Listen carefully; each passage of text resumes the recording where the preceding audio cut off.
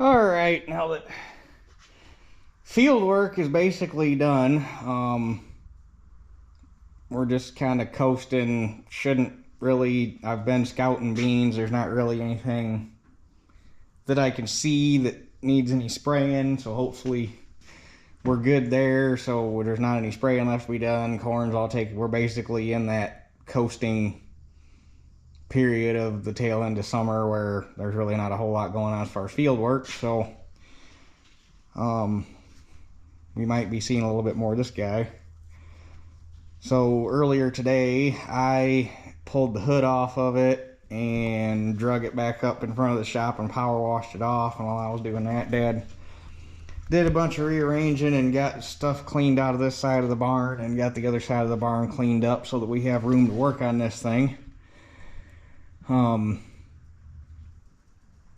It definitely, once we get it, because we got to pull the seat off to get the fuel tank out, and some other, the floor pan needs to come. Basically, once we get it stripped down further yet from where it is, it's going to need a bath again, because it didn't look bad on the outside, but man, the old girl's dirty on the inside.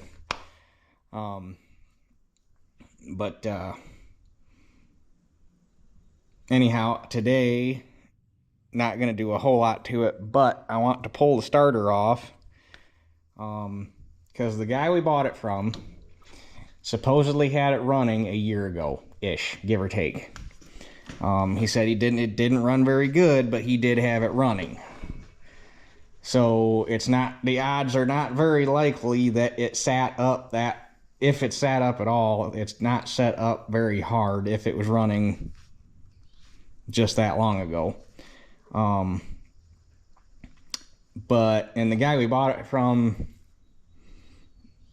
well, as you can notice, the tracks on it now actually, like, they droop and they touch the top roller, and the tracks are, I moved it with the 1800 and it didn't struggle at all to pull it back up front and push it back down here. So the tracks are light years ahead of where they were when we got it. But basically, you saw how we were working it with the 4150 and just dragging it around and soaking it, and Dad did that a few more times during that stretch last weekend where I was working on wheat.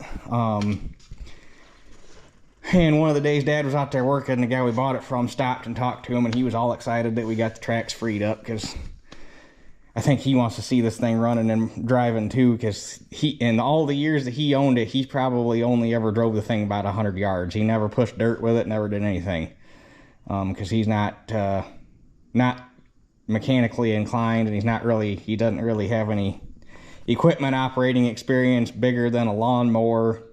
And he's got like a little Massey Ferguson,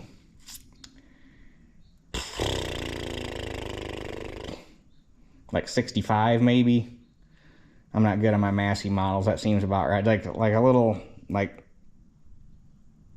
841 Ford size Massey, but the red and gray body style, or paint with the round nose cone. Anyway, that's the extent of his equipment experience, and he never ran a Dozer before. So anyway, we're hoping that last time he was screwing with it, because this is not a solenoid style starter, it's just got a mechanical Bendix in it. So we're hoping that the case is, and we'll find out here in a minute, that he tried to start it, it didn't start. Obviously, if the engine doesn't start and fire on its own, the flywheel doesn't throw enough inertia into the starter to throw the Bendix back out and disengage the starter from the flywheel. So we're hoping that what the case is the engine's not actually stuck, but the starter Bendix is still engaged in the flywheel, and that's what's got it hung up. Because that can happen. That's the way the 77 was when Dad bought it. They sold it to him with a quote-unquote stuck engine, and all Dad did was walk over, loosen the starter, shake it, the Bendix popped back out, he started the tractor and drove it home. People were not happy about that, but is what it is. So what we need here for tools, this isn't exactly the easiest starter to get out, because that bottom bolt is going to be a mother bucker. Can't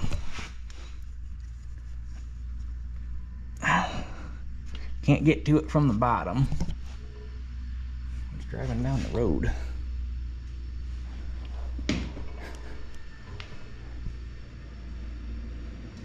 Almost.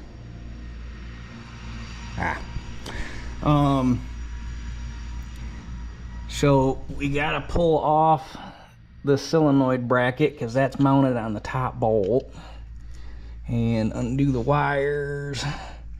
Basically, this looks like if I just bring a bunch of wrenches down here, and then we might have to use a crow foot. Man, getting that bottom bolt out is going to be the easy part. Getting it back in, I guess you can kind of get on it. They were not very friendly on that one.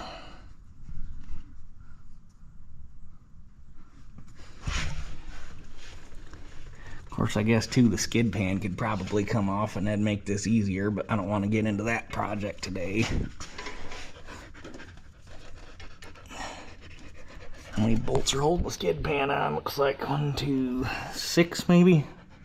Oh, and then this row across the front. And possibly whatever's in the back. The skid pan needs to come off regardless to finish washing it out, because it's about impossible to wash that skid pan out. So anyhow, let me go grab some tools, and we'll pop that starter out and see if the engine will roll over, because that's going to determine where we go from here. Okay, this is going to be fun. I definitely did not give you much room to work. And everything's a little bit on the crusty side.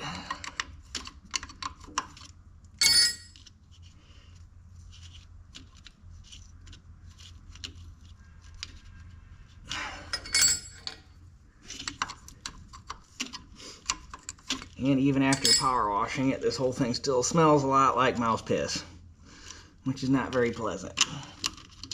There's probably still a nest floating in it somewhere, but like I say, once we get it tore down the rest of the way, we'll have to go at it again with a power washer and see if we can't fix that.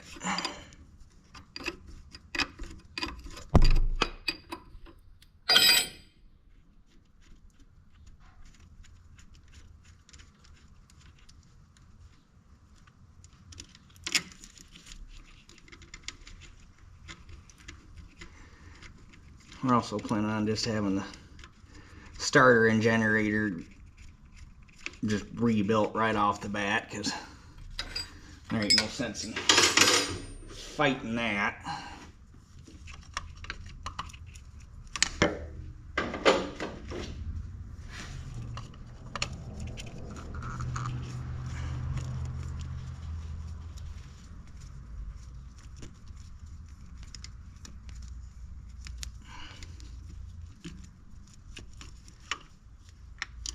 And it needs rewired.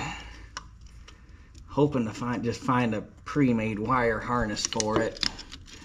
Brillman's got a hopeful. They've got one that's listed. They say it's supposed to fit a bunch of different case models, but a 310 is one of them. It just doesn't specify, okay, is that a 310 wheel tractor or is that a 310 crawler?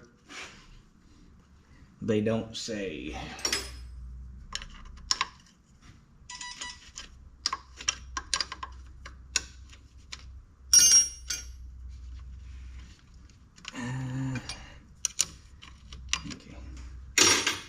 Need one more wrench.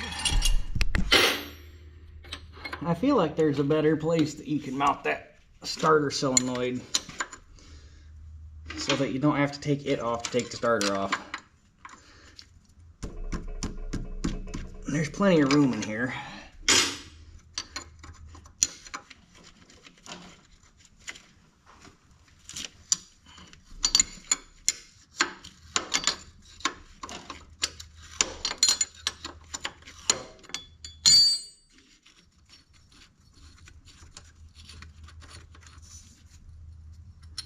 Of course, I also find it weird that this little bracket they were using to mount it doesn't got a lick of paint on it either, so I wonder if that's even the correct spot for it to begin with.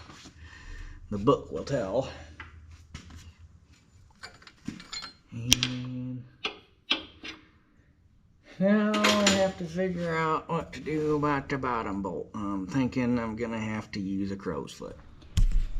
Alright, I managed to get all the bolts out, or both bolts out. Luckily there's only two. That bottom one, ooh, if my arm was shorter from my elbow to the edge of my hand, I need to lose like 4 inches. Because I can get my arm down in there, there's room for it to fit, but my elbow hits this front motor mount, so I can't get it like down in there, and it's about all I can do to contort my wrist to get on that bottom bolt to turn it. And I was pushing on it hard, it would kind of hurt, but I got it out. So now hopefully I can fish the starter through this here hole.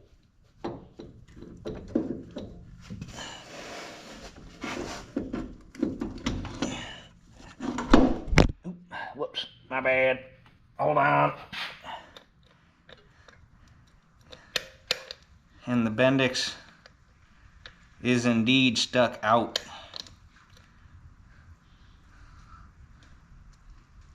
And won't go back in, which is definitely a sign the starter needs rebuilt.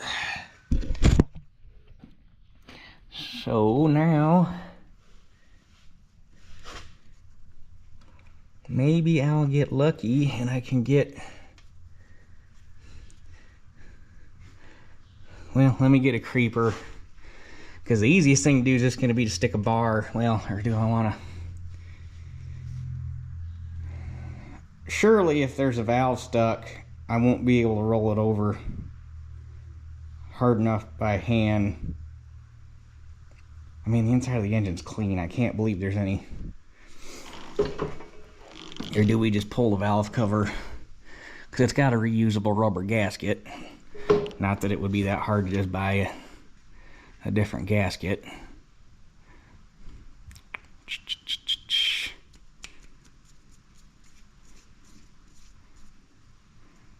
I probably ought to pull the valve cover just to make sure there's at least no like rusty condensation crap going on in there. So we'll pull, I need to get the tools I need to pull this guy off. This breather pipe, or the intake pipe. Because that just needs to be out of the way anyhow. And it looks like the hoses need replaced regardless. And it actually looks like it needs tweaked a little bit, 'cause it looks like somebody tweaked the bracket. I don't know if they were shooting it full of ether, but it looks like somebody tweaked this bracket when they were doing whatever they were doing to it, and now the tube doesn't line up with the inlet of the carb. So there ain't no way they bent that tube, but I'm guessing that fold in that bracket is supposed to be flat, because it folds and then it twists. But I'm guessing this fold isn't supposed to be here. It's just supposed to come out flat and then put the twist in it to get the eyelet in it. So we will get this guy out of the way, and then we'll just pull that valve cover just to make sure, because peace of mind. Okay, intake pipe's off. You got to take this coil bracket off because that uses one of the, I'm assuming that's a rocker arm stud. It's kind of a weird arrangement for the tappet cover bolts. Normally they're all in a row.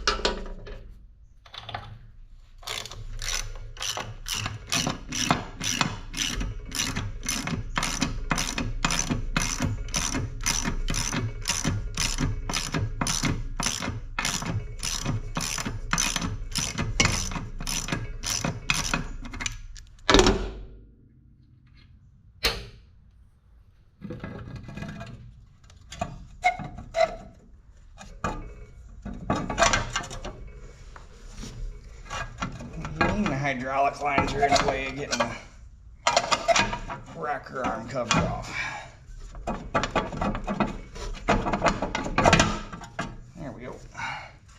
Well, that's a good sign at least.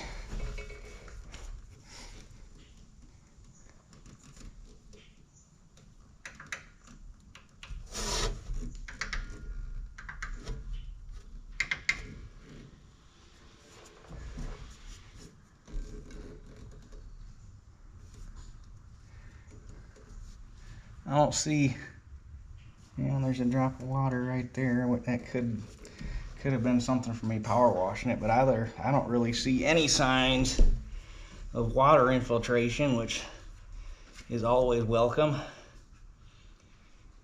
So go get a screwdriver or something so we could pry on the valves and make sure none of the valves are stuck, which I doubt they are. And then if none of the valves are stuck, we can stick a pry bar in the drive shaft and see if it'll roll over.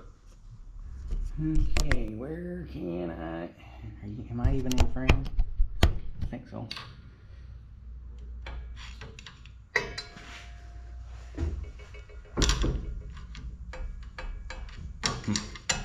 I might need something a little more curved than that, because that ain't gonna...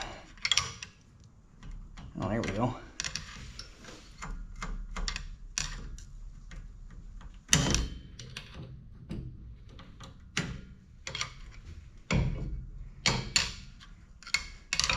That one. There's so much stuff in the way.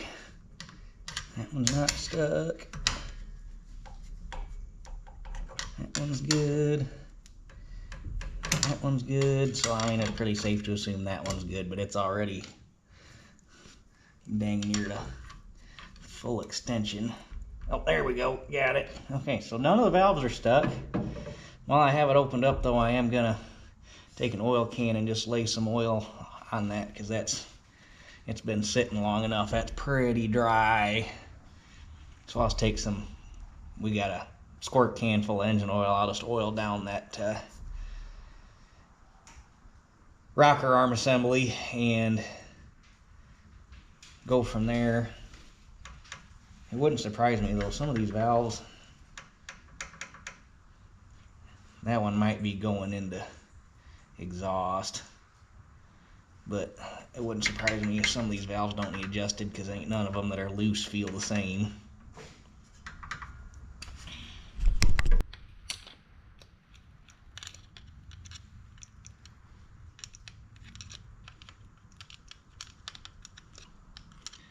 Better to give it I mean, obviously we're far from being able to start it, because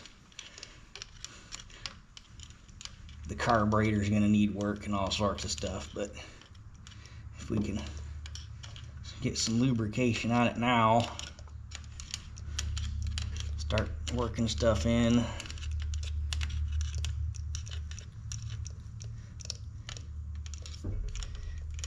Because it's been sitting long enough without running that for all intents and purposes you're doing a dry start on it. So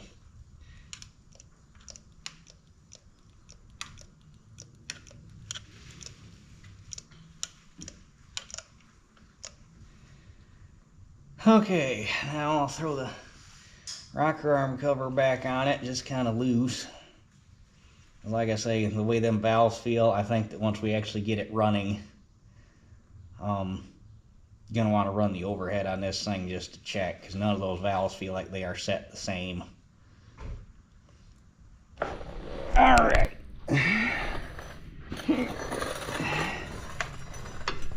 No, go the way I want you to steer, not the way you want to go. Okay.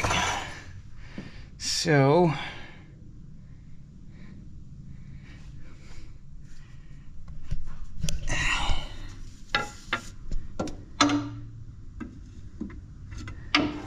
what's gonna be the best angle of attack here?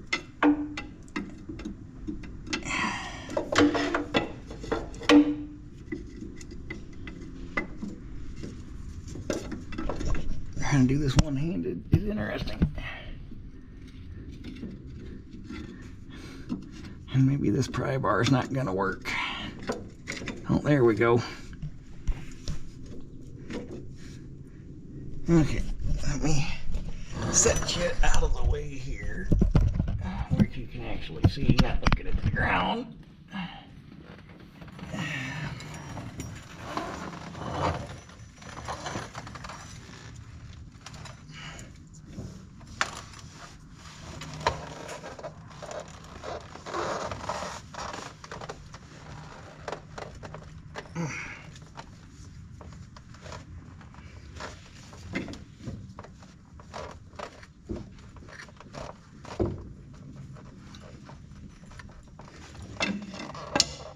Huh. Well,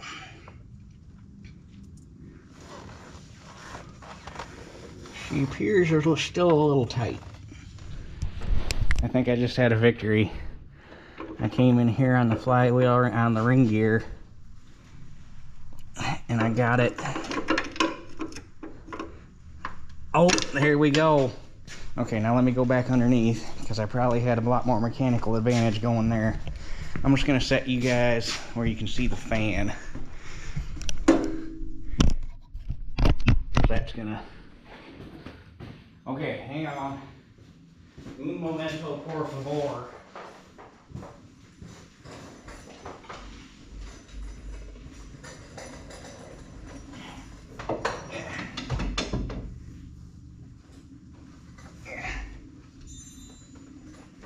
Oh yeah.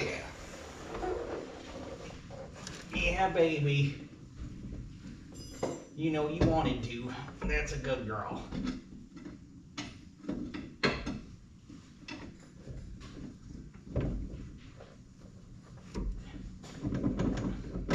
Now that's about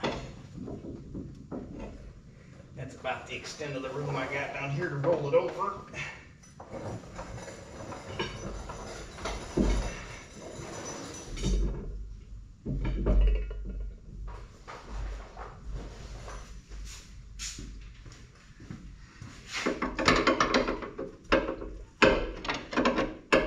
Oh yeah, we're good. We're golden, pony boy.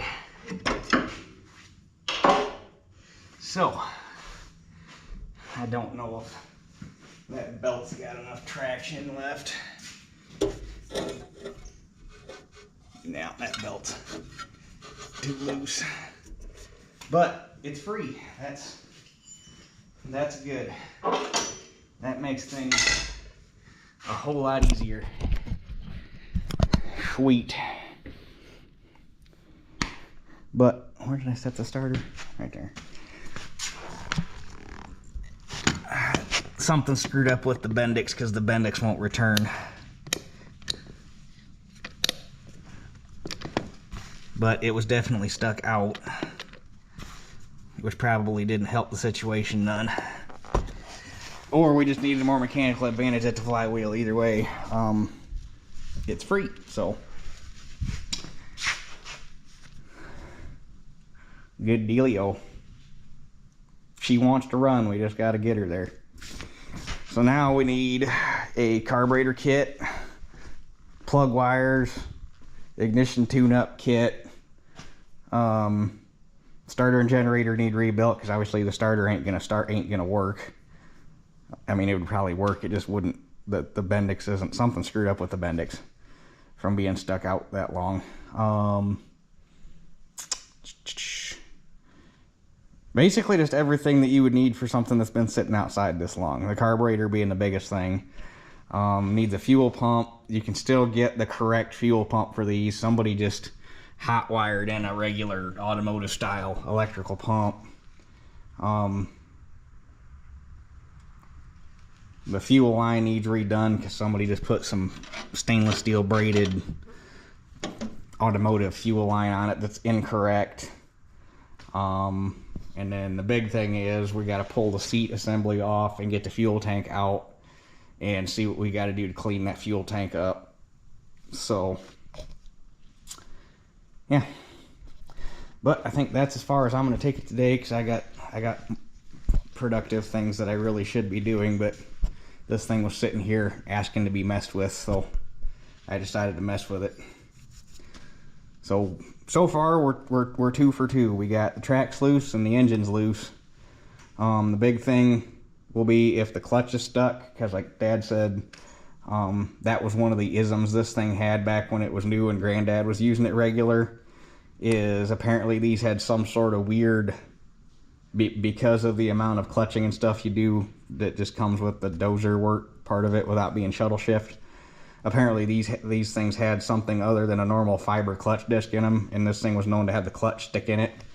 And I guess there used to be a big oak tree out here by the road, and Granddad would always park it. If it was going to sit for a long period of time, the clutch getting stuck was such a common issue with it that he would park it aimed at that tree, so that next time he had to go use it, if the clutch was stuck, he could hold the clutch in, start it, and it would run into the tree and break the clutch loose. There's all sorts of stories associated with this poor little Dozer, so but that'll be interesting, as to see if the clutch is stuck or not. So anyhow, with that being said, I'm gonna get my tools cleaned up here and go do the stuff that I probably should be doing instead of working on this. So we're making strides slowly but surely. That's it for this one. I'll catch you guys on the next one.